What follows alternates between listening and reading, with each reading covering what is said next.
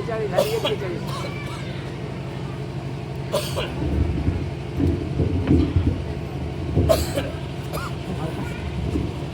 प्रभु रामचंद्र भगवान की जय। पवन सुत हनुमान स्वामी महाराज की जय। शांति ब्रह्म एकनाथ महाराज की जय। चालू करा 4 वाजले चालू करा स्पीड घ्यायच्या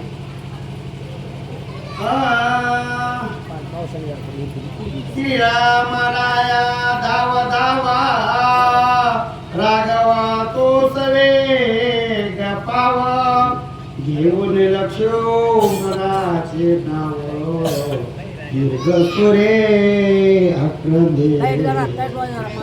श्री गणेशाला वंदनात मौलीच्या चरणी नतमस्तक ऐकणारे सर्व श्रोते मंडळी यांच्या चरणाशी नतमस्तक होऊन कथेचा अनुसंधान नाथ मौली ऐकणाऱ्या श्रोते मंडळीला परिहार देतात। कथा सांगण्याचा योग हनुमंतरायाच्या जन्म उत्सवाचा योग आहे आणि आम्हाला आमंत्रण नाहीये। ऐका, आमंत्रण असावं लागतं शास्त्र सांगतं, परंतु नामासाठी आमंत्रणाची गरज नाहीये। काला हा त्या ठिकाणी एकमेकाला वाटायला पाहिजे। तौर महाराजांच्या फोनाची 2 दिवस वाट पाहिली पण फोन आला नाही। मग आपण मनानं जायचं। मग योग साधला हनुमान जयंतीच्या दिवशी आपण जावं आणि तो योग या ठिकाणी साधलेला आहे। हनुमंतरायाच्या मध्यस्थीनं प्रभू रामचंद्राची आणि राजा सुग्रीवाची मैत्री त्या ठिकाणी घट्ट झालेली आहे आणि घट्ट झाल्याच्या नंतर एकमेकाच्या हृदयाला हृदय लागलं। प्रभू रामचंद्राच्या हृदयाला राजा सुग्रीवाचं हृदय लागलं आणि हृदय लागल्याबरोबर राम आणि सुग्रीव हे वेगळे राहिले नाहीत। जसं पाणी आणि लवण मीठ एकत्र केलं तर बाजूला होऊ शकत नाहीये आणि तशा पद्धतीचं प्रभू रामचंद्र आणि राजा सुग्रीव एक रूप झाले आणि एक रूप झाल्याच्या नंतर हनुमंतराया आणि तिघ जण एकत्रित बसले आणि तिघाचा संवाद त्या ठिकाणी चालू झाला।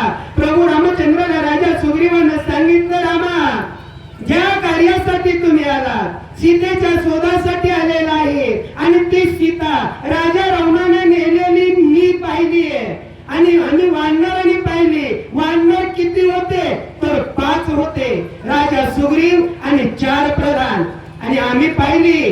रामा सीता त्या ठिकाणी आक्रोश करत होती, रामा रामा धावा माझी सोडवण करा, लक्ष्मण धावा असा आक्रोश करत होती रामा आणि तो आक्रोश आम्ही ऐकलेला आहे असं सुग्रीव बोलतात। बोला रामा नमस्कार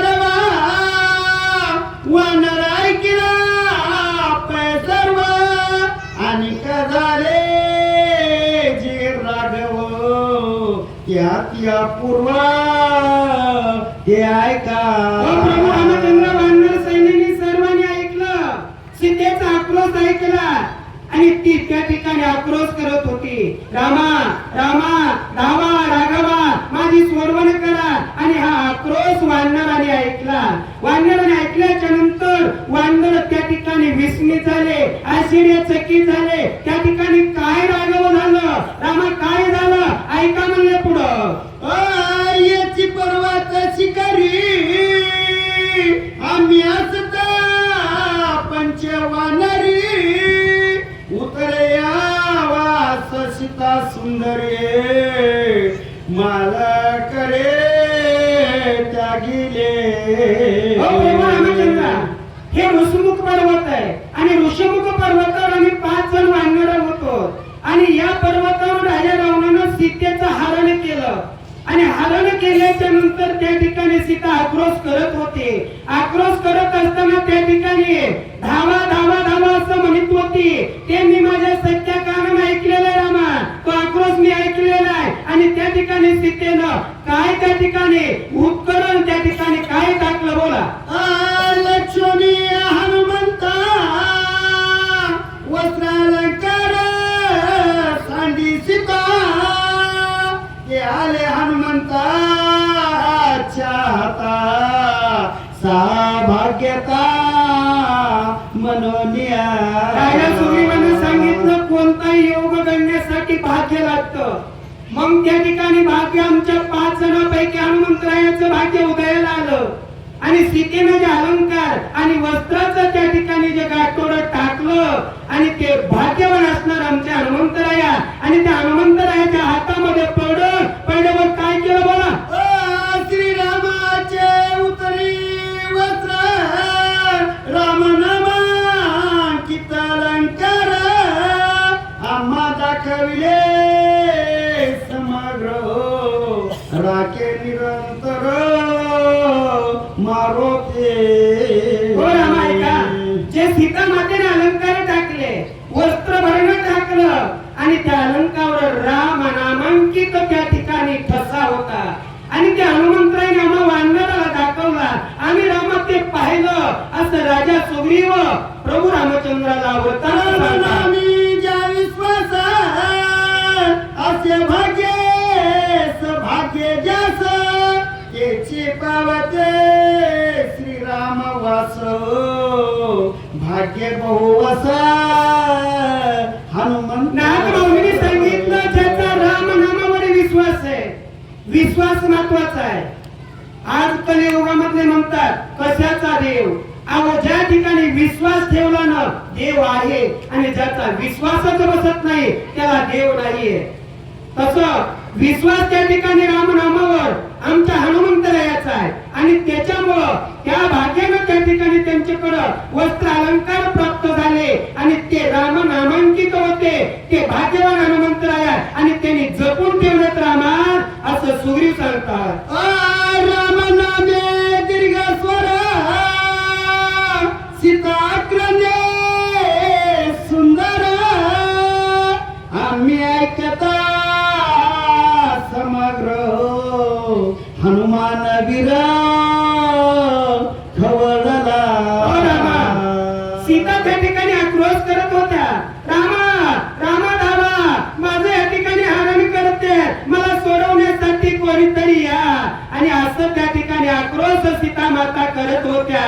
हे आक्रोश हनुमंतरायाने ऐकल्याच्या नंतर देवाच्या पत्नीवर गुरु मातेवर अन्याय झालेला हनुमंतरायाला सहन झाला नाही. हनुमंताला राग आल्यावर काय केलं. मारुती राक्षस दुर्धर करुणी दिनाचा उद्धार सोडवावया सीता सुंदर हनुमान सत्वर उसळला. हनुमंतरायाला दम निघाला नाहीये. हनुमंतरायाचं बळ आघात आहे आणि राक्षसाचा त्या ठिकाणी अंत करून उद्धार करणे हनुमंतरायाचं कार्य आहे. आणि हनुमंतरायाला राग आला. सीता मातेचं हरण, एका स्त्रीचं हरण या ठिकाणी होत आहे. मग आपण या ठिकाणी शांत बसून चालणार नाहीये असा विचार हनुमंताने केला आणि हनुमंत रागावले, खवळले आणि खवळून काय केलं. राजा पटवनिया पुसती वटारुनिया दृष्टी वळनिया वज्रमुष्टी उठा उठे उडाला. हनुमंतरायाला राग आल्यावर झाला. राग आल्याबरोबर ताड दिशेने हनुमंतराय उठून उभे राहिले. शेपटी त्या ठिकाणी धरणीवर आपटली. नेत्र त्या ठिकाणी लाल बुंगाचे केलेले, अंगावरची रोमावळी ताईट झाली आणि ताईट होऊन आत्ताची आत्ता जातो. सीता मातेची सोडवण करतो, कोण राक्षस त्याचा घात करतो असा विचार केला आणि हनुमंतराय त्या ठिकाणी उड्डाण करण्याच्या विचारात आहे. हनुमंताचे निज उड्डाण गेले ग्रह चक्र टाकोन तळी तेने धाके रावण गेला लांगोना सागरो. नाथमाऊलीने सांगितलं हनुमंतरायाने उड्डाण केलं. उड्डाण किती केलं तर उड्डाण केलं ग्रह तारे त्या ठिकाणी खाली राहिले. हनुमंतराया त्याच्या वर पर्यंत उड्डाण गेलं. राजा रावणानं हनुमंतरायाचं उड्डाण पाहिलं. राजा रावणाच्या मनामध्ये धचकी निर्माण झाली. थरथर अंग शरीर कापू लागलेलं आहे. आता या ठिकाणी काय होतंय असा विचार रावण करतो. हनुमंत काय करतात. गेला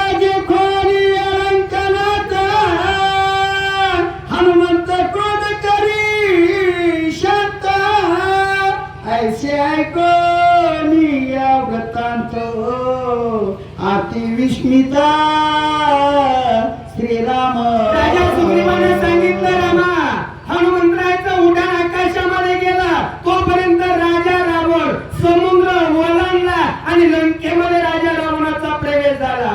ही घटना त्या ठिकाणी हातून निसटलेला राजा रावण त्या हनुमंतरायाने विचार केलं, हातचं गेलं ना तर मग पाठीमागे लागून उपयोग नाहीये. आता रावण या ठिकाणाहून गेलेला आहे, आता माग पळून उपयोग होणार नाही. राग शांत केला आणि राग शांत केलेले वृत्तांत राजा सुग्रीव रामाला सांगतात. राम त्या ठिकाणी आश्चर्याचे की चकित होऊन काय बोलतात, ऐकून वंदराच्या गोष्टी विस्मय सुमित्राच्या पोटी. सीतालंकार पहावया दृष्टी उठा उठे अनविले. बघा, लक्ष्मण भैयाने वृत्तांत ऐकलेला आहे. वानराच्या मुखातून कथा ऐकतात. ऐकल्याच्या नंतर लक्ष्मण भैया म्हणले, हे वानर या ठिकाणी गोष्ट सांगतात, कथा सांगतात, मग यांची गोष्ट खरी असेल का खोटी असेल? हे काय, जसं वानर आहे, वानराला एवढं ज्ञान नाहीये. सीता आणि बघितली म्हणतात, तिचे अलंकार म्हणते, मग बघितल्याशिवाय विश्वास कसा ठेवायचा? लक्ष्मण भैयाने सांगितलं, जे तुम्ही या ठिकाणी कथा सांगतात, जी गोष्ट सांगतात, जे त्या ठिकाणी अलंकार आहेत म्हणतात, ते अलंकार आणा, मला ते पाहायचे आहे असं म्हणले. काय झालं हो, बोला. सीतालंकार वस्त्रासी हनुमंते हना वस्त्रासी हनुमंते दाखविले श्रीरामासी.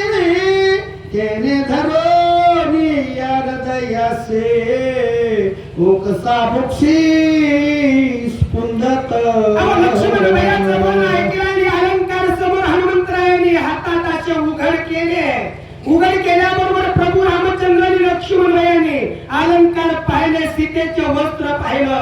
पाहिल्याबरोबर त्या ठिकाणी जसं भगवान महाराजांनी सांगितलं, दुःख काय होतं ज्यावेळेस प्रेमाचा माणूस येईल आणि प्रेमाचा माणूस पाहिला की त्या ठिकाणी दुःख उचलवायला जातं. आणि तसं त्या ठिकाणी दुःख अतिशय सीतेचे वस्त्र अलंकार रामप्रभूंनी पाहिले आणि पाहिल्याच्या नंतर अतिशय राग त्या ठिकाणी त्या विस्मित राम झाले आणि आश्चर्यचकित होऊन त्या ठिकाणी शोक करतात. हृदयाला त्या ठिकाणी अलंकार धरले आणि अलंकार धरून काय शोक करतात, सीता मनसे कारुसनिसी पूर्व प्रतिकार विसरलसी. रागे मदसे कान बोलसे कोठी गेलीशी प्रिय तू. प्रभू रामचंद्राचा शोक आहे. प्रभू रामचंद्र आणि सीता एक क्षणही अलग नाहीये. फक्त हे आपल्यासारख्या जड मुळाला कळावं. जड मुळाला पती पत्नीचं प्रेम काय आहे, भावा भावाचं प्रेम काय आहे, कुणी कुणासंग कसं वागावं, याच्यासाठी या ग्रंथाची रचना वाल्मिक ऋषींनी करून ठेवलेली आहे. आणि जसं वाल्मिक ऋषींनी नेलं तसं या ठिकाणी रामप्रभू आचरण करत आहेत. प्रभू रामचंद्राने हृदयाला अलंकार धरले. हे जे रडणं आहे हे फक्त नटनाट्य आहे. जसं नाटक आहे, नाटकातला राजा आहे, तो राजा नाही, फक्त वेश घेतलेला नाटकापुरता तोपर्यंतचा राजा आहे. तसं रामाचं रडणं हे लटक आहे. शोक करायची आम्हाला गरज नाही. जगाचे मालक आहे, जगाचे नायक आहे, त्यांना शोक करायची गरज नाही आहे. परंतु प्रभू रामचंद्राने अलंकार हृदयाला धरले आणि हृदयाला धरून म्हणू लागले, सीते अगं तू मला का विसरलीस, मला का सोडून तू गेलीस, माझ्या बरोबर का बोलत नाही, असं त्या ठिकाणी राम शोक करत आहे. सीतेचे देखून अलंकार श्रीराम करी विलाप थोर. मूर्छित पडे सत्वर विसरणे अते विवळ. सीतेचे अलंकार हृदयाला धरले आणि त्या ठिकाणी टाहो फोडलेला आहे. ए सीते मला सोडून तू गेलेली का, माझ्यावर रागावलीस, मला का बोलत नाही, माझी का भेट घेत नाहीये, असं प्रभू रामचंद्र शोक करू लागलेले, रडू लागलेले. रडत असताना प्रभू रामचंद्राला मूर्छा आली आणि मूर्छेने खाली पडतात, असं नाथमाऊलीचं विश्लेषण आहे. श्रीरामाची देखुनी व्यथा